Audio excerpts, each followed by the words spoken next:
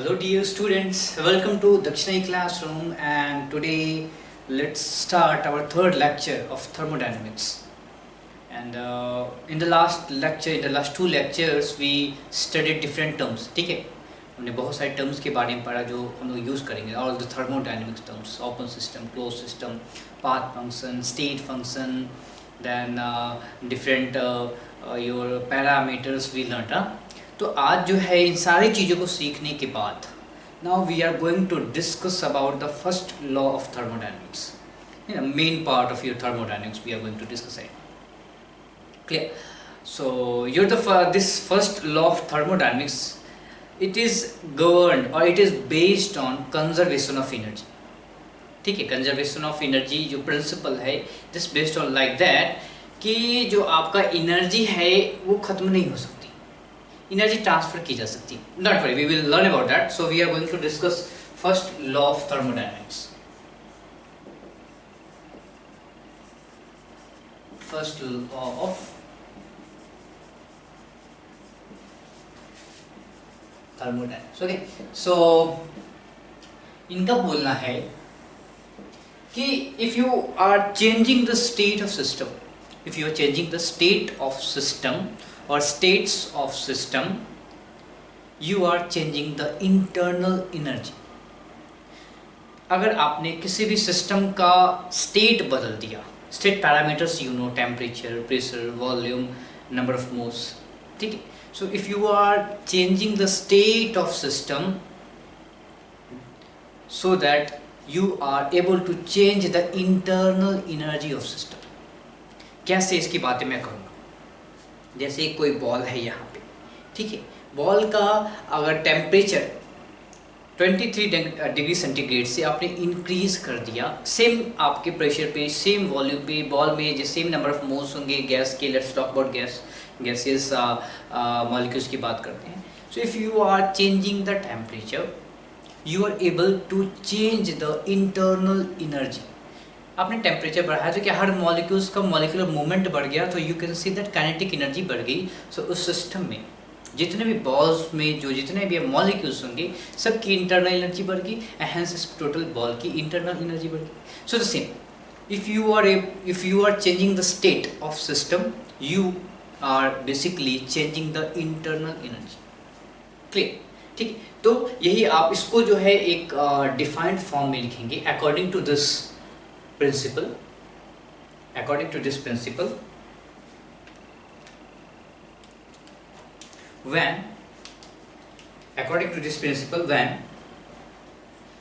state of any system is changed, or say states of any system are changed, its internal energy changes. Its internal energy changes. Now internal energy को change कैसे करते हैं? The change in internal energy, the change in internal energy can be done or can be brought or can be done in two ways. क्या है वो दो तरीके? क्या है? Two ways to change internal energy. Change internal energy. So हमने बताया कि you have two ways to change internal energy of any system. Okay, so what are those two ways? पहला, either you can do work on or by system. दूसरा, either or you can supply heat to or out of system. so ये जो दो तरीके हैं, these two system. तो ये जो दो तरीके हैं जिससे आप क्या कर सकते, किसी भी सिस्टम की इंटरनल एनर्जी को आप चेंज कर सकते हो. क्लियर? किसी भी सिस्टम की एक तो है आप या तो वर्क कीजिए वर्क कैसे होता है, सिस्टम के ऊपर किया जा सकता है या सिस्टम किसी के ऊपर कर सकता है, सिस्टम सराउंडिंग के ऊपर कर सकता है या सराउंडिंग सिस्टम के ऊपर कर सकता है। दो मोड है, दिस इज अ पॉसिबल नहीं। और हीट या तो सिस्टम से बाहर की तरफ सराउंडिंग की तरफ जाएगा या सराउंडिंग से सिस्टम की तरफ आएगा। So this two are the method जिससे आप इंटरनल एनर्जी को चेंज कर सकते हो। क्लियर? ओके। इसके बाद क्या है, समझिए इसको। क्या जब अगर ऐसा है तो आप बोल रहे हो कि इंटरनल एनर्जी को चेंज करने के लिए दो तरीके हैं। तो मान लीजिए कि U1 be the internal energy initially, और let's UI I am writing, ठीक है। UI be the, let's talk about some system, ये कोई सिस्टम है, ये इनिशियल स्टेट पे था, तो इसकी इंटरनल एनर्जी UI थी।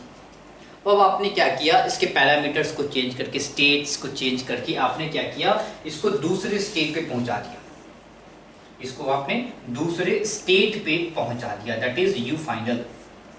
तो आपने बेसिकली क्या किया है, इसके इंटरनल एनर्जी को चेंज किया है। कैसे चेंज किया हो सकता है, इधर you have done work on the system और बाय द सिस्टम, या वर्क सिस्टम ने वर्क किया होगा, या हो सकता है कि आपने सप्लाई हीट किया होगा सिस्टम में, या सिस्टम बाहर सप्लाई किया होगा। दो मोड है, तो इसकी एनर्जी, इसका जो इंटरनल एनर्जी है वो चेंज होगी। तो बोल रहा है कि you are changing the internal energy. अब हमें कैसे पता चलेगा, क्योंकि हमें तो ये नहीं एग्जैक्टली आपको पता है कि ये जो इंटरनल एनर्जी है इसका अब्सोल्यूट वैल्यू तो हम पता नहीं कर सकते। तो हम क्या पता कर सकते हैं, चेंज कितना। सो U final minus U initial पता किया जा सकता है, और इसे क्या बोलते हो, चेंज इन इंटरनल एनर्जी। ठीक, ओके। अब यही जो चेंज इन इंटरनल एनर्जी है, ये कैसे कैसे हो सकता है,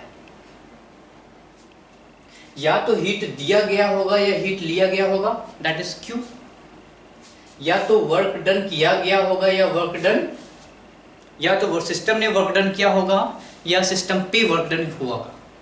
ठीक है, सो यहाँ कुछ एनर्जी आई, यहाँ कुछ एनर्जी आई, ये दोनों मिला के इस इंटरनल एनर्जी को चेंज कर दिए। This is your first law of thermodynamics. Now be aware what, be aware with dogs. Be aware with science. क्या साइंस, जब आप सिस्टम को एनर्जी देते हो तो एनर्जी का साइन क्या होता है, सिस्टम से एनर्जी निकलता है तो एनर्जी का साइन क्या होता है। जब आप सिस्टम पे वर्क करते हो तो क्या साइन होता है, सिस्टम जब वर्क करती है तो क्या साइन होता है, वो साइन आपको यहाँ पे डालना है। सो प्लीज अंडरस्टैंड कि साइन इज वेरी इंपॉर्टेंट। यहाँ पे अगर आप साइन भूल गए तो भैया लफड़ा हो जाएगा अच्छा वाला। So please understand, you understand what is the sign of work and energy when the process is given. ठीक है, प्रोसेस गिवन होता है तो साइन को कैसे यूज करना है। दूसरी बात, आपको क्या बताया था, वर्क डन क्या होता है केमिस्ट्री की भाषा में, work done W is equal to, आप लिखते हो -P external into delta V। Clear? ठीक है, इसकी बात हम करते हैं। ठीक है, इसकी बातें और ज़्यादा हम इसकी बात तो करते ही रहेंगे, क्योंकि ये जो बहुत बड़ा पार्ट है आपके थर्मोडायनेमिक्स में वर्क डन निकालना, तो इसकी चिंता नहीं करनी। तो ये जो आपका आया इंटरनल एनर्जी कैसे चेंज कर सकते हो, या तो आप सिस्टम को हीट दे दो या सिस्टम से हीट निकाल लो, क्यों। ठीक है, ठीक है, और ये जो Q आना चाहिए वो मैग्नीट्यूड प्लस साइन दोनों आना चाहिए, नेगेटिव होगा पॉजिटिव होगा, यहाँ पे आना चाहिए W। ठीक है, साइन के साथ वहाँ पे आना चाहिए, नेगेटिव होगा पॉजिटिव होगा, दोनों वहाँ पे आना चाहिए। दोनों मिलके, अगर दोनों मिलके पॉजिटिव हो गए यानी कि इंटरनल एनर्जी बढ़ गई, दोनों मिलके नेगेटिव हो गए इसका मतलब है कि इंटरनल एनर्जी कम हो गई। तो दोनों का जो है क्युमुलेटिव इफेक्ट दिखना चाहिए, और वो आपको बताएगा कि इंटरनल एनर्जी इंक्रीज हुई है या डिक्रीज हुई। क्लियर है? ओके। तो आपको पता है कि साइन क्या होता है, आपको पता है कि इसकी जो यूनिट क्या होती है। प्लीज अंडरस्टैंड, आपको यूनिट्स का भी ख्याल रखना होगा। यूनिट्स, इसको मैं लाल वाले डब्बे में घेर देता हूँ ताकि आपको थोड़ा सा ध्यान रहे कि यूनिट्स आर वेरी इंपॉर्टेंट। क्यों? अगर आप W की यूनिट जूल लिए हो, इसकी यूनिट कैलोरी ले लिए, इसकी यूनिट लीटर एटीएम ले लिए, तो बड़ा ही लफड़ा होने वाला है। ठीक है, अगर आपने इसकी यूनिट लीटर एटीएम ली है तो it has to be in litre ATM, it has to be in litre ATM. अगर आपने जूल लिया है तो this is joule and this has to be joule. ठीक है, तो यूनिट्स का ख्याल जो है मैं यहाँ पे बड़ा सा ये बना दूँ ताकि आप लोगों को ध्यान में रहे कि दिस इज डेंजर। ठीक, डेंजर क्यों? क्योंकि यूनिट्स के कारण बहुत सारे लोग जो है घायल हो जाते हैं, क्योंकि सवालों से आता जाता सवाल निकल जाता है। ठीक है, तो ये बातें आ गई, आपको समझ में आ गई। यूनिट्स की बातें की ही है हमने, तो इस पर एक प्रश्न लिखिए। यूनिट्स का आपको थोड़ा सा स्वाद चखा दूँ। हाँ, okay. So A gas contained in a cylinder, a gas contained in a cylinder fitted with a frictionless piston, fitted with a frictionless piston expands against a constant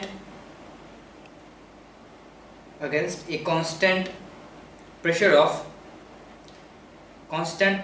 1 atm from a volume of 4 liter to 14 liter. In doing so it absorbs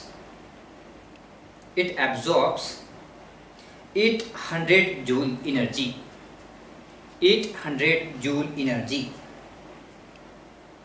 from its surroundings.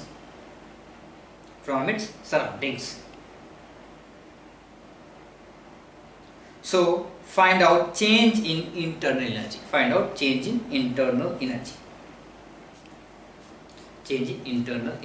So आपको क्या समझ में आया कि expand कर रहा है, मतलब कि सिस्टम वर्क कर रहा है। ये होता है इसके सिस्टम के बारे में, वर्क के बारे में और बातें जानेंगे। पहले वर्क पार्टिकुलर प्रॉब्लम को सॉल्व करते हैं। So what do we have? Let's first start delta U. We should know delta U is equal to क्या है, Q plus W. Let's calculate Q and W separately. W we have what we know, W is minus P external into delta V. So what is delta V? Minus P external into V2 minus V1. What is P external given? 1 atm. So I'll write atm also so that unit का स्वाद आ जाए आपको. Then V2 minus V1, 14 liter minus 4 liter. This is liter. So exactly you are getting 10. So minus of 10 liter atm. Okay. Then Q. What is Q given? What Q we have here? Okay, so Q we have is 800 joule. And what do we know? That this is Q is supplied to the system. Q जो है energy absorb किया गया है system के द्वारा, so positive होगा. So I'll write positive sign here. So can we write like this? Delta U is equal to क्या होता है Q, that is plus 800 plus क्या है minus 10. लिख सकते हैं क्या? नहीं लिख सकते. क्यों? क्योंकि this is joule, this has to be in joule. So what you have to do now, 800 plus, ये तो नहीं लिख सकते हैं, so minus 10 into litre ATM को जूल में बदलने के लिए 101.3 से मल्टीप्लाई करते हैं. So what you know that 1 liter ATM is equal to 101.3 joule. Clear? Okay. So 101.3. Now this is joule. This is also joule. Now whatever you want to do, you can do. So 800 minus 1013, and that is coming to be क्या आएगा बताइए? So this is minus 213 joule. 213 joule. तो क्या हुआ है, -213 joule है। ठीक है, तो आपकी इंटरनल एनर्जी क्या है, नेगेटिव में आ रही है। मान लीजिए क्वेश्चन और पूछा जाता कि क्या सिस्टम की एनर्जी इंक्रीज कर रही है डिक्रीज कर रही है, आप बोलोगे सर सिस्टम की इंटरनल एनर्जी डिक्रीज कर रही है। फिर मान लीजिए क्वेश्चन ऐसे पूछा जाएगा कि क्या सिस्टम का टेम्परेचर इंक्रीज करेगा या डिक्रीज करेगा, तो आप बोलोगे कि सिस्टम का जो टेम्परेचर है वो इंटरनल एनर्जी क्या हो रही है, डिक्रीज कर रही है, तो आप बोलोगे सिस्टम का जो एनर्जी है टेम्परेचर है वो डिक्रीज करेगा।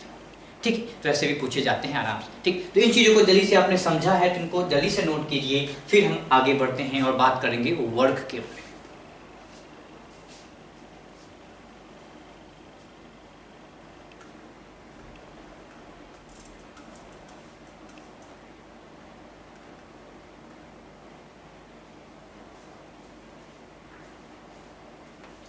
सो हमने चीज़ों को नोट किया है, पढ़ लिया है।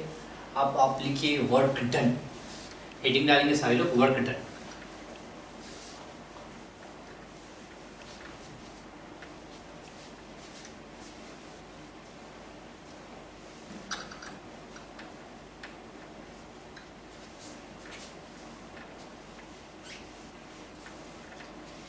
सो वर्क डन है, वर्क डन हमारे पास दो प्रकार के होते हैं।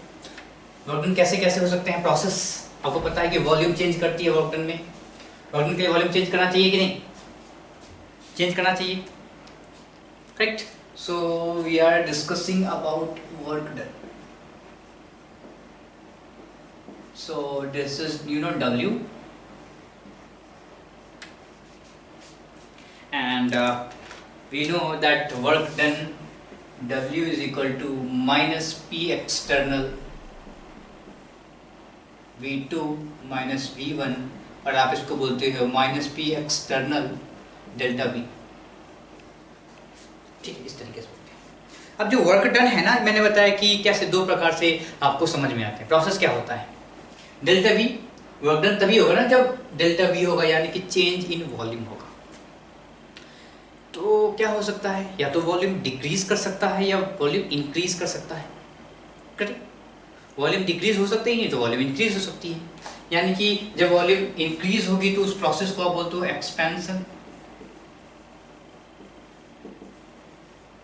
या अगर वॉल्यूम डिक्रीज करती है तो आप बोलते हो कि कंप्रेशन।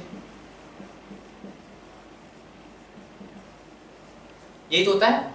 यानी कि अगर आप वॉल्यूम की बात कर रहे हो, जब एक्सपेंशन होता है तो जो फाइनल वॉल्यूम है ये इनिशियल वॉल्यूम से ज़्यादा होता है। यानी आप ये बोल सकते हो कि जो V2 होता है वो V1 से ज़्यादा होता है। ठीक है, अगर आप ऐसा बोल रहे हो तो क्या होगा कि ये जो डेल्टा V है वो क्या होगा, पॉजिटिव होगा। ठीक है, और अगर आप ऐसा बोल रहे हो कि डेल्टा V पॉजिटिव होगा तो आप क्या बोल सकते हो कि work done W is equal to क्या होगा, minus P external delta V। This is positive, this is P, P के वैल्यू तो पॉजिटिव होगी ना, दिस इज P। सो क्या बोल सकते हो कि जो वर्क डन है वो नेगेटिव आएगा। ठीक है, वर्क डन है वो नेगेटिव आएगा, वर्क डन क्या आया, नेगेटिव आया। और क्या बोल सकते हैं कि जब एक्सपेंशन होता है तो वर्क डन क्या होता है, नेगेटिव होता है। कंप्रेशन की बात करते हैं, कंप्रेशन की बात करते हैं। कंप्रेशन में क्या है बताइए, कंप्रेशन का मतलब क्या है कि आप वॉल्यूम कम कर रहे हो, यानी कि जो V फाइनल होगा या V2 होगा वो V1 से क्या होगा, कम होगा। जब वो V2 से कम होगा तो जो डेल्टा V आ रहा है, यानी इन दोनों का डिफरेंस आ रहा है, क्या है, ये जो है इससे कम है, तो ये जो वैल्यू है वो क्या आएगी, नेगेटिव आएगी। ठीक है, और जब वो वैल्यू नेगेटिव आ रही है तो वर्क डन क्या होगा बताइए, minus P external into wall delta V। This is negative, negative negative क्या हो गया, पॉजिटिव, तो वर्क डन क्या आ गया, पॉजिटिव आएगा। तो आपके कंप्रेशन में, कंप्रेशन प्रोसेस में क्या होता है, कंप्रेशन प्रोसेस में क्या होता है, आपका वर्क डन क्या होता है, कंप्रेशन प्रोसेस में आपका जो वर्क डन है वो क्या होता है, वो पॉजिटिव होता है। ठीक है, फिर से समझिए, एक्सपेंशन में क्या होता है, वॉल्यूम जो फाइनल होता है वो, वॉल्यूम जो फाइनल होता है वो क्या होता है, वॉल्यूम फाइनल होता है वो क्या होता है, वो इनिशियल वॉल्यूम से कम होता है। तो अब देखिए क्या हो रहा है कि जब आप एक्सपेंशन करते हो तो सिस्टम के द्वारा वर्क किया जाता है, ठीक है, सिस्टम के द्वारा वर्क किया जाता है। जब आप कंप्रेशन करते हो तो सिस्टम पे वर्क किया जाता है, ठीक है। फिर से समझिए बात को, जब कंप्रेशन किया जाता है तो सिस्टम के ऊपर वर्क होता है।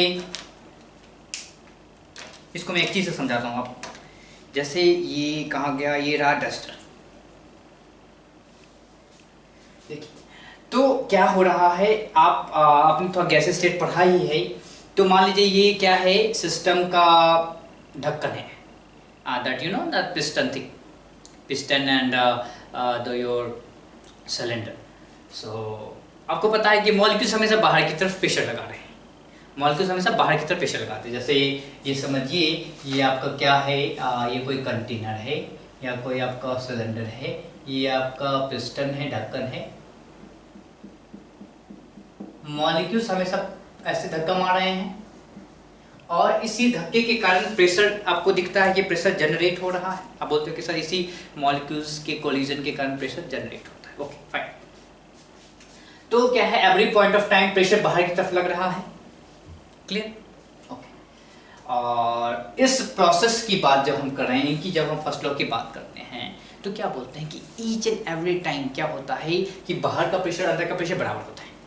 तो क्या है, अगर आपने बोला कि पी एक्सटर्नल की बात की बाहर से, अब देखिए क्या है ना कि ये बाहर की तरफ धक्का दिया और आप यहाँ पे ऐसा लगता है ना, आप यहाँ पकड़ के रखे हुए हो, तो आप भी इसके फोर्स को बैलेंस कर रहे हो, ऐसा बोल रहे हैं, ठीक है, इसके फोर्स को बैलेंस कर रहे हो। तो जब पी एक्सटर्नल की बात की, यानी कि प्रेशर ऐसे लग गया तो गैस ऐसे प्रेशर लगाया, ठीक है, ये ऊपर से प्रेशर लगा, ये नीचे से प्रेशर लगा। ऐसे बोला जाता है कि अंदर से प्रेशर क्या होता है, अंदर से आप कोई वर्क कर नहीं सकते, अंदर से आप कोई, जैसे क्या है, ट्रेन में खड़े हो जाओ, ट्रेन को धक्का दो, ट्रेन चलेगी क्या, नहीं चलेगी, तो आपका वर्क हुआ क्या, नहीं हुआ। तो बाहर से खींचना पड़ता है तो वर्क किया जा सकता है, अंदर से ऐसा बोला जाता है कि अंदर से आप मतलब वर्क नहीं कर सकते, इंटरनल फोर्स से वर्क नहीं हो सकता है, इंटरनल फोर्स से वर्क नहीं हो सकता है। क्यों? क्योंकि जो नेट डिस्प्लेसमेंट है वो जीरो होता है। ओके चलिए उसकी बात छोड़ते हैं, मैं आपको समझाने के लिए यहाँ पे ऐसे बता रहा हूँ कि थोड़ा सा आपको आइडिया लगे कि हो सकता है ऐसा, हाँ आइडिया लगे, आइडिया के लिए मैं आपको भी बता रहा हूँ। तो क्या है कि जब P एक्सटर्नल ऐसे लगा तो P जो एक्सटर्नल है वो नीचे की तरफ लग रहा है। मैं वहां पे नेगेटिव साइन क्यों आ रहा है वो मैं बताना चाह रहा हूँ आपको, हाँ। तो जब P एक्सटर्नल हमेशा हर पॉइंट ऑफ टाइम पे नीचे लग रहा था और डिस्प्लेसमेंट किधर की तरफ हुआ है, डिस्प्लेसमेंट उसके उल्टा हो रहा है, डिस्प्लेसमेंट उसके उल्टा हो रहा है, बेचारा प्रेशर नीचे लगा रहा है पर उसके उल्टा में डिस्प्लेसमेंट हो रहा है, तो वर्क डन क्या हो जाएगा, उसका नेगेटिव हो जाएगा, वर्क डन क्या हो जाएगा, नेगेटिव, साइन नेगेटिव आएगा। सिमिलरली कंप्रेशन की बात कीजिए तो P एक्सटर्नल जो है नीचे की तरफ धक्का लगा रहा था और ये वॉल्यूम भी कम हो गया, यानी इसी के डायरेक्शन में उसका डिस्प्लेसमेंट हुआ है। तो आप क्या बोल सकते हो, वॉल्यूम उसी के डायरेक्शन में डिक्रीज हुआ है, तो you can see that work done is positive, clear, so work done positive है। इसीलिए आप बोलते हो कि जब एक्सपेंशन होता है तो work done by the system, work done by the system, system ने वर्क किया है। और कंप्रेशन होता है तो कंप्रेशन में आप क्या बोलते हो, work done on the system, ठीक है। So work done on the system is positive, work done by the system is negative. Clear है सारे लोगों को, work done by the system is negative, work done on the system is positive, positive, positive, ठीक है। तो जो negative sign दिया, ये नेगेटिव साइन इस तरीके से ही दिया गया कि आप जब सिस्टम के बारे में बात करो तो आपको एक्चुअल बातें पता चले, ऐसे ही फालतू की नहीं देती गई माइंड, ठीक है। चलिए ओके, सो इस पे एक प्रश्न लिखेंगे, इसके इस छोटे से कॉन्सेप्ट पे आप एक प्रश्न लिखेंगे। प्रश्न मैं ही लिख देता हूँ, in which of the following work is done by the system और द सिस्टम। आपको बताना है कि आपके पास प्रोसेस है, उसमें किस में work done on the system हुआ है या work done by the system हुआ है, ठीक है। सो फर्स्ट है आपका, फर्स्ट है A, H2O liquid to solid, sorry H2O liquid to H2O gas. दूसरा है H2O liquid to H2O solid. तीसरा है calcium carbonate solid to calcium oxide solid plus CO2 gas.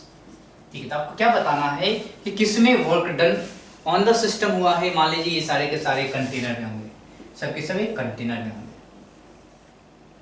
तो आपको ये बताना है कि किसमें सिस्टम के ऊपर वर्क डन किया जा रहा है और किसमें सिस्टम ने सराउंडिंग पे वर्क डन किया है। सिर्फ बहुत ही बेसिक कॉन्सेप्ट, इसको आराम से आप बता सकते हैं।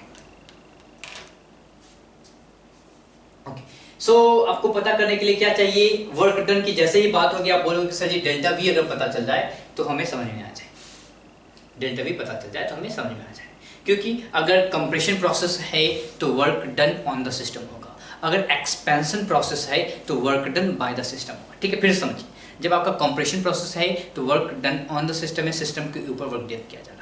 अगर आपका एक्सपेंशन प्रोसेस है तो work done by the system होगा। तो किसी तरीके से हमें डेल्टा वी पता करना है कि V2 माइनस V1 क्या है, पॉजिटिव है। अगर V2 माइनस V1 पॉजिटिव है, it means V2 is greater than V1। It means कि V2 है जो फाइनल वॉल्यूम है वो ज़्यादा हो गया है, यानी कि प्रोसेस एक्सपेंशन है। अगर V2 delta V is negative, it means क्या है कि V2 minus V1 is negative. It means जो इनिशियल वॉल्यूम है वो ज़्यादा था, फाइनल वॉल्यूम कम हो गया है, यानी कि वॉल्यूम कम होता जा रहा है, वो प्रोसेस होता है एक्सपेंशन। ओके, तो हमारा मेन मुद्दा होगा कि किसी तरीके से हम डेल्टा वी पता कर लें, या वॉल्यूम चेंज कैसा है, नेचर ऑफ वॉल्यूम चेंज है क्या पता है, पता करते हैं। ओके, सो लिक्विड है तो अब देख लीजिए, सिंपल सी बात है कि ये कोई आपका वाटर था, आपने एक ढक्कन लगा दिया। सिंपल सा, आप तो घर में वाटर बॉईल करते ही हो तो कुछ देर बाद ढक्कन हिलने लगता है, क्यों होता है कि जब आप वाटर बॉईल करते हो, जब आप वाटर को सफिशिएंट एनर्जी देते हो तो क्या होता है, ये जो आपका जो लिक्विड स्टेट है वो गैस में बदल जाता है। और जो गैसेस स्टेट ऑफ लिक्विड है, जैसे गैसेस स्टेट ऑफ वाटर है, उसका वॉल्यूम गैसेस आपके लिक्विड स्टेट ऑफ वाटर से ज़्यादा होता है, ऑब्वियसली ज़्यादा होता है। सो डेल्टा वी यानी क्या, वी फाइनल किसका है, वेपर का है, वी इनिशियल किसका है, लिक्विड का है। So V final is obviously greater than, तो डेल्टा वी क्या होगा यहाँ पे, पॉजिटिव होगा। जब डेल्टा वी पॉजिटिव होगा इसका क्या मतलब है कि एक्सपेंशन प्रोसेस हो रहा है, और जब एक्सपेंशन प्रोसेस हो रहा है तो इसका क्या मतलब है कि वर्क डन सिस्टम के द्वारा किया जा रहा है। और अगर वर्क डन सिस्टम के द्वारा किया जाएगा तो वर्क डन क्या हो जाएगा, आपका नेगेटिव हो जाएगा। क्लियर? ओके, आगे बढ़ते हैं। H2O लिक्विड से सॉलिड बन रहा है। ठीक है, जब लिक्विड से सॉलिड बनता है तो क्या होता है, वॉल्यूम डिक्रीज होती है। ठीक है, लिक्विड से वेपर बना, वॉल्यूम इंक्रीज हुआ, सॉलिड से लिक्विड बना, वॉल्यूम इंक्रीज हुआ। रिवर्स प्रोसेस, जब लिक्विड से सॉलिड आते हैं तो वॉल्यूम डिक्रीज करता है in every case, maximum case, but not in the case of water. क्यों?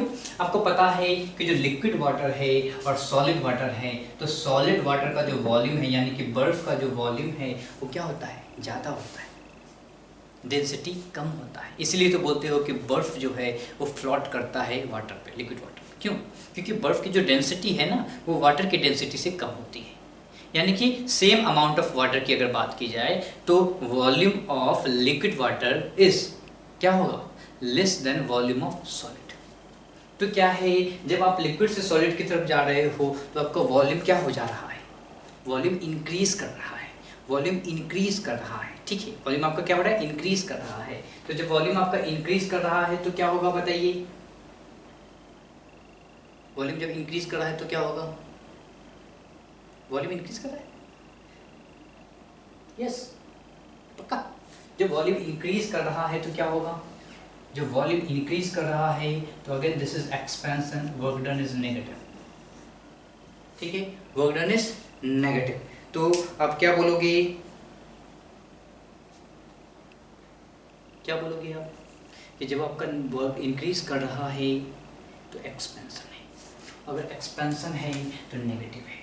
इसकी बातें कर लें, क्या होगा बताइए, गैस बन रहा है, यहाँ पे आपका सॉलिड छिपा हुआ था, कुछ देर बाद आपके पास गैसेस मॉलिक्यूल्स आ गए, यानी कि वॉल्यूम इंक्रीज किया है, तो इसमें भी आपका वॉल्यूम इंक्रीज किया है, सो डेल्टा भी पॉजिटिव है। यानी कि डेल्टा भी पॉजिटिव होने का क्या मतलब है, एक्सपेंशन प्रोसेस। एक्सपेंशन प्रोसेस का क्या मतलब है, वर्क डन नेगेटिव।